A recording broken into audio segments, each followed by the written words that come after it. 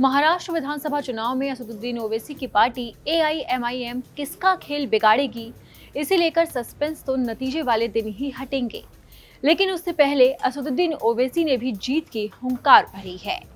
सबसे पहले आपको ओवैसी के वो दावे सुना देते हैं जिसमें वो जीत की हुंकार भर रहे हैं। पिछले चुनाव के मुकाबले अगर इस चुनाव देखो तो सीटें कम हुई, इसकी वजह क्या है सर? क्या मतलब सीटें कम है? 16 सीटों पे इस बार आप चुनाव लड़ रहे हैं सर। हाँ, पार्टी की रणनीति है, स्ट्रेटजी के लिहाज से हम काम करते हैं। सर, जिस तरीके से महाराष्ट्र के चुनाव में उलेमाओं की जो भूमिका है बढ़ती जा रही है, सर महाराष्ट्र के चुनाव में उलेमाओं की भूमिका बढ़ती जा रही है। पिछले दिनों बात आई कि उलेमा बोर्ड ने कांग्रेस से भी मुलाकात की, इसको आप कैसे देखते हैं सर? भाई, चुनाव का टाइम है, ये सब लोग अपना अपनी बात रखते हैं, बोलते हैं, चुनाव खत्म हो जाएंगे, अपना काम करते रहेंगे सब लोग। सर, एमआईएम किंग मेकर बनने की भूमिका में ना, ये सब बातें मत करिए। हम अपना काम कर रहे हैं, जहाँ हमारे कैंडिडेट हैं उनको जिताने की पूरी कोशिश कर रहे हैं। ये जनता के हाथ में, अल्लाह के हाथ में, अल्लाह फैसला करेगा, अच्छा करेगा इंशाल्लाह। हमने देखा औरंगाबाद के जो जहाज लड़ रहे हैं जलील साहब, इनके बारे में आप चाहे जहाँ जाते हैं वहाँ बात करते हैं, तो कितनी उम्मीद इनको आपसे है, इनको यहाँ पे? नहीं, बराबर इंशाल्लाह ताला औरंगाबाद की दोनों सीटों पर मजलिस के दोनों उम्मीदवार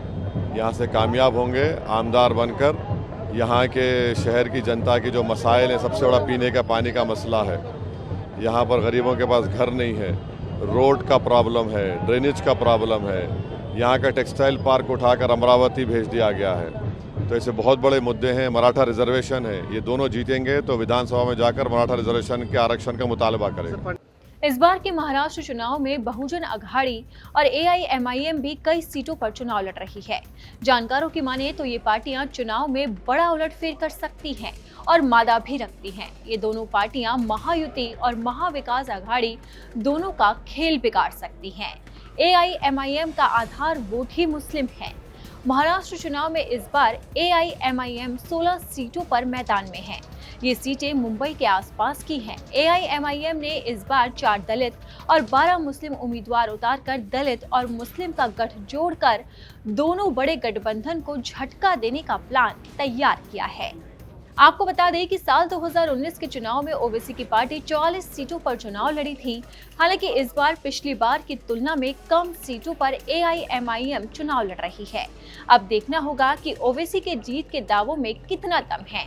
आपको बता दें कि महाराष्ट्र में विधानसभा चुनाव 20 नवंबर को होने हैं, जबकि नतीजे 23 नवंबर को घोषित होंगे और 23 नवंबर को ही जनता के सामने होगा कि महाराष्ट्र में अब की बार किसकी सरकार।